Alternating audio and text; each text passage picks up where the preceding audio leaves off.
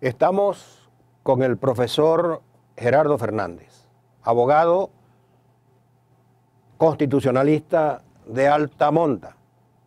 Vamos a hablar con él. Bienvenido. A la orden. Y gracias por invitarme y sentarme por primera vez en esta silla. Espero que no sea la última. Esas sillas son peligrosas. Estoy dispuesto a correr el riesgo. Bueno, hay otras más peligrosas. Hay otras más peligrosas. Doctor, se dice que en Venezuela tenemos un sistema normativo que arranca desde la Constitución, que establece un conjunto de normas, principios y valores, como por ejemplo que la República de Venezuela es irrevocablemente libre e independiente, que es un derecho irrenunciable de la nación la independencia, la libertad, la soberanía. Venezuela se constituye en un Estado democrático, social, de derecho, de justicia. El Estado tiene como fines esenciales la defensa y el desarrollo de la persona y el respeto a su dignidad. La República de Venezuela, Bolivariana de Venezuela, es un Estado federal descentralizado.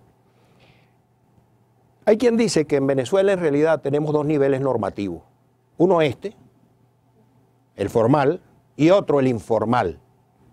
¿Qué opina usted de este planteamiento? Yo hablo en los últimos meses, en los últimos años, he hablado de que en Venezuela se está construyendo una constitución paralela a esta constitución, una constitucionalidad paralela. La constitución de 1999, aprobada mediante un referéndum popular, se ha convertido en una constitución en muchos aspectos letra muerta, o sencillamente se le ha interpretado, se le ha maltratado, de modo tal que desde el sector oficialista, y cuando hablo del sector oficialista estoy hablando desde el Poder Ejecutivo, desde el Poder Legislativo, desde el Poder Judicial, desde el Poder Ciudadano y desde el Poder Electoral, se ha ido construyendo toda una normativa aconstitucional o paralela a la Constitución formal. Ahora, es como dirían algunos autores, esto es una constitución de papel. Sí. Pero usted habla de que hay una paraconstitución. Yo diría que de existir un instrumento de esa naturaleza tendríamos que tenerlo a la vista.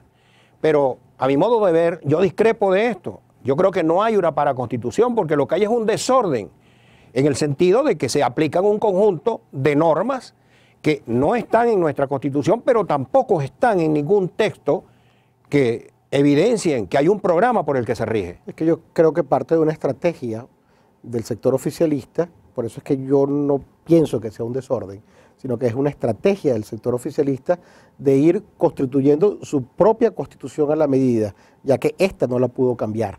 Y no la pudo cambiar porque el 2 de diciembre de 2007 fracasó el intento de reforma constitucional. ¿Y qué es lo que ha sucedido después de eso?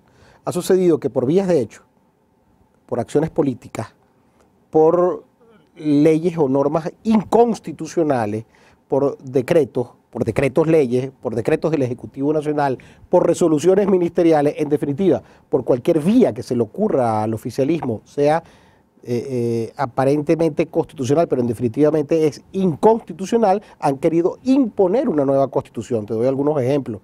Tú leíste hace unos minutos atrás que dentro de los principios fundamentales se decía que Venezuela era un Estado federal descentralizado. Y doy ese ejemplo porque es que hasta hiciste hincapié con vehemencia sobre ese punto. Y te lo traigo a colación y te lo voy a poner como ejemplo. Esa constitución en muchos de sus aspectos y en muchas de sus líneas dice que se debe promover el federalismo y la descentralización. ¿Y qué significa esto?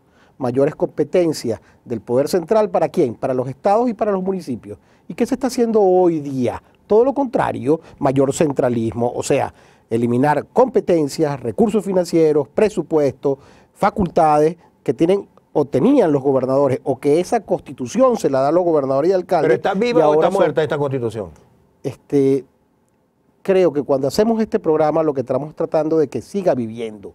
Y cuando tú escribes en la prensa y dices lo que tú dices, cuando yo en mis clases de Derecho Constitucional digo lo que yo digo, cuando hay gente en este momento que está trabajando a todo lo largo y ancho del país para reivindicar esa constitución está viva. Y está viva, ¿sabes? Porque además, yo soy un optimista crónico, y perdóname que lo diga, porque hay muchísimos ciudadanos que en este momento son ya mayoría, que están creyendo que lo que hay es que reivindicar esa constitución, mantener esa constitución, defender esa constitución, y ese es el gran muro de contención que tiene el gobierno, y por eso es que no ha podido terminar de combatir el derecho de propiedad que ahí está consagrado, por eso es que no termina de acabar con la federación o el federalismo y la descentralización, porque hay gobernadores que están luchando, y si no, pregúntenle a Henry Falcón cómo se puede reaccionar en estos casos. Pregúntenle al gobernador de Miranda o pregúntenle a alguno de los gobernadores que están tratando de reivindicar y mantener y construir sobre la base de esa doctor, constitución. Pero ¿qué puede hacer un país cuyo texto constitucional, como está viviendo Venezuela, está siendo desconocido no solo por el Poder Ejecutivo, sino por una complicidad del conjunto de los poderes del Estado? Sí, porque hay un control absoluto, con lo cual se pierde uno de los principios básicos constitucionales, que es la separación de poderes, el contrapeso, el equilibrio. Pero ¿qué hacer? Mira, ¿qué hacer? Yo lo que creo es que, primero, no abandonar nunca en la labor pedagógica, en la labor informativa, en la labor de formación que tenemos que tener todos aquellos que tenemos este sentido de respeto por el derecho, de respeto por la Constitución y por el Estado de Derecho que ella nos impone. O sea, tenemos que hacer esto que estamos haciendo. Este programa tiene un gran sentido, tiene una grandísima importancia. Yo, por ejemplo, como profesor de Derecho Constitucional, ¿qué hago? Doy más clases que nunca. Tengo más materia que nunca de Derecho Constitucional en más universidades que nunca. Sí, vale la pena decirle a los jóvenes que sigan estudiando Derecho en Venezuela. Es que eso es lo primero con lo que yo comienzo. Y le digo, no te me frustres, no me cambies el rumbo. Ahora más que nunca necesitamos un abogado que en este momento nos defienda esta Constitución. ¿Pero qué hacen estos muchachos que se gradúan de abogado y van a los tribunales y se consiguen con una realidad muy distinta a lo que establecen las leyes? Combativos. Son combativos y por eso es que tú ves el movimiento estudiantil a donde lo ves, o tú crees que eso nació de la nada.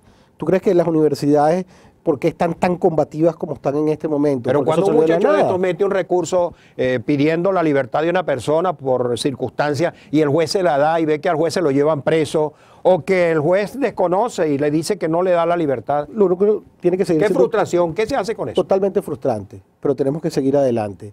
Yo, en mi caso personal, yo antes iba a la corte muchísimo a presentar recursos, ahora voy muy contadas veces, y yo sé ya por adelantado lo que me van a decir cuando yo presento una ley, un recurso de nulidad contra la ley orgánica de educación. ¿Pero que estás dejando de ejercer ante la corte? Sí, porque no creo en la corte. Pero los políticos dicen, hay que seguir agotando los recursos institucionales, hay que seguir yendo a la corte. Cada vez que hay un asunto importante, cada vez que hay un asunto trascendente, cada vez que hay un asunto en el cual hay que dejar un expediente, hay que dejar un expediente de denuncia y de reclamo. Un testigo. Pero un testigo de lo que. Pero resulta que en muchas oportunidades el Tribunal Supremo agarra las acciones que se le llevan de nulidad de actos oficiales y más bien los legaliza y sale criticado o incluso regañado y quizás con posibilidad de ser sancionado quien lleva esa. Y volvemos nuevamente y lo dejaremos ahí, el expediente a lo mejor ni siquiera lo admiten. Pero no hay mal que dure 100 años. Y fíjate, hay una cosa bien importante.